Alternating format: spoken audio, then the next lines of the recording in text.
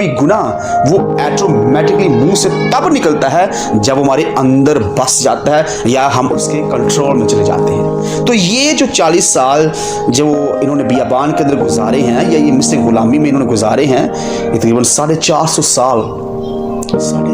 साल ये मिस्र की गुलामी में रहे हैं। और इनके अंदर जो थी इस कदर ये बुरी आदतें बस चुकी थी कि ये उन नालायक और बुरी आदतों के कंट्रोल में चले गए थे। और ये अब चाहकर भी जब इंसान ऐसी बुरी आदतों और नापाक नालायक हरकतों के अंदर फंस जाता है तो वो चाहकर भी बड़ी कोशिश करके भी उनमें से नहीं निकल पाता, वो नहीं निकल पाता। बड़ी जद्दोजहद करता है, मैं निकल जाऊं हर रोज हर वक्त। खुदा मुझे माफ कर दे, मैंने फिर झूठ बोल दिया, खुदा मुझे माफ कर दे, मैंने फिर जब वो लालच कर लिया, खुदा मुझे फिर झूठ बोल दिया, मैंने मकारी कर दी, मैंने गाली निकाल दी। लेकिन वो निकलने की कोशिश कर रहा है, लेकिन वो नहीं निकल पा रहा। हम खुदावन यीशु मसीह की निशगुजारी करते हैं, जिसको हम जब दिल से कबूल करते हैं वो हमारे हाथ को पकड़ लेता है और उस दलदल गुनाह की कीचड़ की दलदल से हमें निकालने के लिए हमारा साथ देता है। हालेलुया।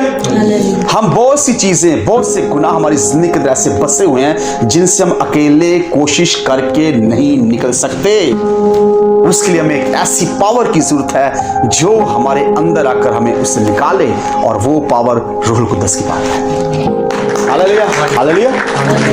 खुदाम से चाहता है कि ये नालायक हरकतें, ये नापाक हरकतें, ये बुरी आदत हमारे पांव तले रहें, हमारे सर के ताज बनकर हम पर हुक्मरानी ना करें। हालेलुया। इसलिए रूहानी आलम के अंदर भी जो गुनाह अपने सर पर सजाते हैं, उनका ताज पहनते हैं, उन्हें रूहानी आलम के अंदर पागल कहा जाता है, नालायक नापाक कहा जाता है। 40 साल खुदा लिए फिरा, ना उनके तन के कपड़े पुराने हुए, ना उनके पांव की जूतियां पुरानी हुई। 40 साल ना तो जूतियां फटी और ना ही जिस्म के कपड़े जो वो उन पुराने हुए। आपको पता है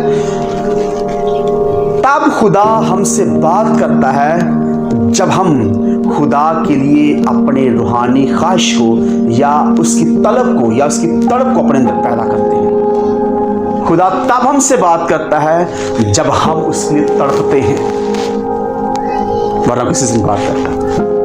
बहुत से ऐसे लोग हैं जब मैं उनकी दुआ करा तो कहते हैं पास से दुआ करूं खुदा मेरी बोल ले। नहीं, खुदा बोलता नहीं बोलता। लेकिन मैंने देखा आम से बेटों और बेटियों के लिए आम सीधे जे हो सके कि मुंह में तो होता है सही तरीके से, और उनके लिए खुदा बोल लेता है और वो रो रहे होते हैं। ऐसा मैंने देखा है। इसलिए खुदा हमारे होंठों पर नहीं, खुदा हमारे दिल पर निगाह करता है। हालेलुया। ये 40 दिन का सफर 40 साल का क्यों बन गया?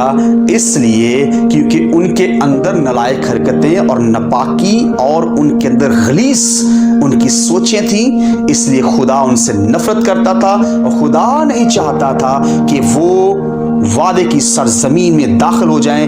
वो बरकतें जो उन्हें देना चाहता है उसमें नापाक होकर नालायक हरकतों के जरिए, बुरी आदतों के जरिए उसमें दाखिल हो जाएं। खुदा नहीं चाहता, इसलिए उसने आदम और हवा को भी हमेशा की जिंदगी का दरख्त का फल नहीं खाने दिया। हालेलुया। बड़ी खूबसूरत बात है ये।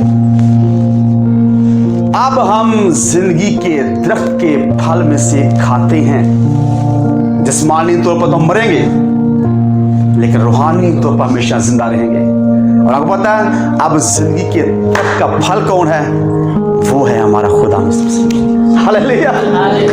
हम जिंदगी के दरख्त के फल में से बागे अदन में रहकर तो खा नहीं सके, लेकिन अब हम यीशु मसीह को कबूल करने के वसीला से उसके फल में से खाते हैं। जिस्मानी तौर पर तो मरते हैं, लेकिन रूहानी तौर पर जिंदा रहते हैं। पौलुस रसूल कहता है हम जिस्म में इसलिए मरते हैं ताकि रूह में जिंदा रहे।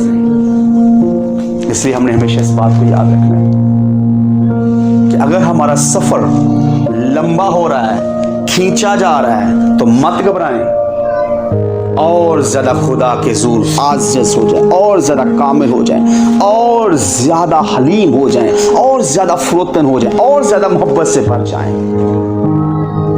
ये हलीमी, ये फरोतनी, ये मोहब्बत, ये पकीज़गी हमें इस कदर खुदा के नजदीक ले आएगी कि एक वक्त आएगा खुदा हमसे पूछेगा, मेरे बेटे तुझे क्या चाहिए।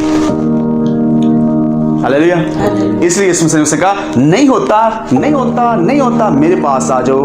क्यों? क्योंकि मुझसे सीखो, मैं दिल का हलीम और फरोतन हूं, तो तुम्हारी जान आराम पाएंगी। इसलिए उसने कहा, सोने वाले जाग और मुर्दों में से जी उठ, तो मसीह का नूर तुझ पर चमकेगा।